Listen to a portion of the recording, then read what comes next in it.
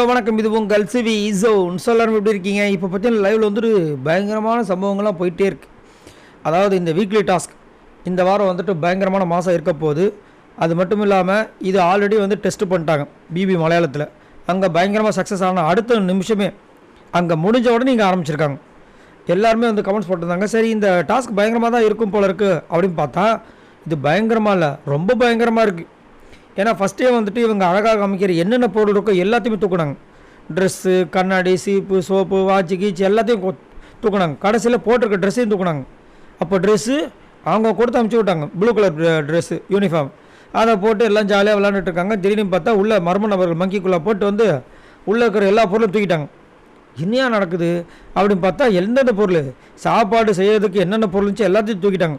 ஃப்ரிட்ஜே வந்து நல்லா கழுவி வச்ச மாதிரி இருக்குது. ஐயோ, அப்போ சாப்பாடுக்கு பிச்சை தானே? ஆமாம் அப்படின்னு நம்ம இருந்துச்சு. அதுக்கப்புறம் எல்லோரும் வந்துட்டு வெயிட் பண்ணிகிட்டே இருக்காங்க. திடீர்னு ஸ்டோர் ரூம்லேருந்து பெல் சவுண்டு கேட்குது.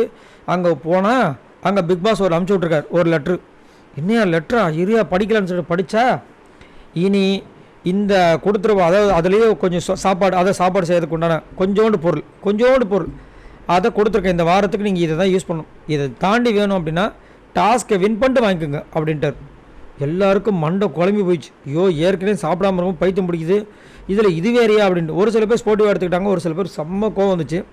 ஸோ கண்டிப்பாக வந்துட்டு அடுத்த வாரம் செம்ம சம்பவங்கள் இருக்குது. ஆனால் பிக் பாஸ் நைட்டு நேரத்தில் ஒரு சில பேர் பசியில் இருப்பாங்க.